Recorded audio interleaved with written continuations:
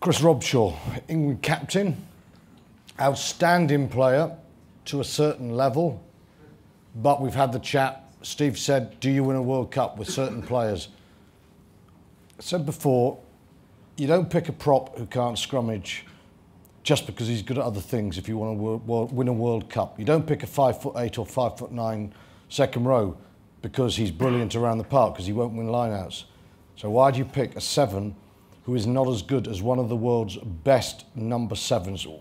We had a chat, Sky, Monday night about this, and it varied. I want to throw this one open now, because I honestly think, well as Robshaw has done as captain, if England want to go to the very highest level, the one they need to be, you cannot ignore world-class players in, I think, open side's probably the most important position now. Shane, having watched him from a distance, I want to start with the Irish, and then I want the boys just to pick up on this one, because my view is it's crucial to where England are going. I love Armitage. I think he's a phenomenal player. I think he should be in the England squad. I think if there's a rule that suggests that he can't be there, I think they have to change that rule. That said, I think if you were to pull Robshaw out as captain of that team now, it would have a catastrophic effect on the English team and their psyche. I think you find, I reckon what you do is you leave Robshaw as captain and you ensure that he is going to play he's going to play in the big games. He's there. Is he at 7? I don't know. Maybe not. If Armitage is in the squad and he's playing well enough to go to 7, then you put him 7 and you look at Robshaw somewhere else in the back row. But to drop Robshaw as captain now, I think it would be psychologically too damaging to England. But at the same time, I would not cut off my nose to spite my face and not bring the form 7 in the Northern Hemisphere to the World Cup. I think that's crazy. Yeah, I mean, listen, I obviously look at the back row. There's a few Irish in here somewhere, one there and one there. Thanks. Yeah, the Irish are booing, saying bring him.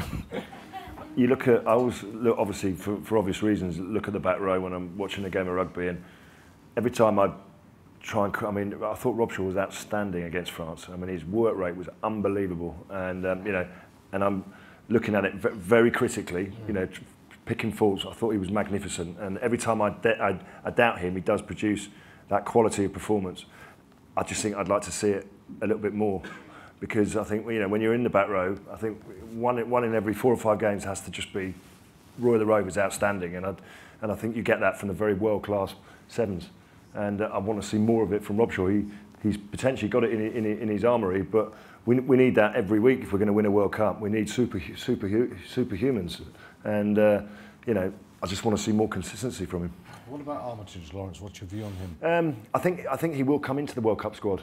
You know, I haven't heard that firsthand, but I do believe that he will come in, because I think it is exceptional circumstances, and he can be brought into the squad, into the camp, and there's no club rugby for them, and I'll be very surprised if he's not, because I think he gives them a different. You know, I'm all for keeping our best players here. I think, you know, if we really like him and he really wants to play for England, let's just bring him back. You know, never mind playing for too long. He should be playing for England. He should be playing in this country, because we want our best players playing here. So let's bring him back. And yes, I don't want him playing in France and playing for the England squad. I want him playing here and playing in the England squad. I just think I don't think it's too complicated. I agree with the rule that you shouldn't pick from abroad, because we can see what that does for the Premiership. But why don't you just say, for 3 years it exists, and for World Cup year, it's open.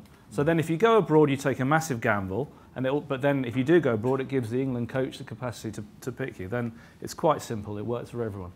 Who would Heineken Mayo like to see playing 7 for England? Chris Robshaw or Steffon Armitage? Definitely Robshaw, to be honest. If the decision to cut him, it should have been made a year ago, not now. I do think his work rate is outstanding. He's a great bloke. But unfortunately with defensive systems, you score tries from turnovers when the defence isn't set. And unfortunately as a 7, he doesn't steal enough ball.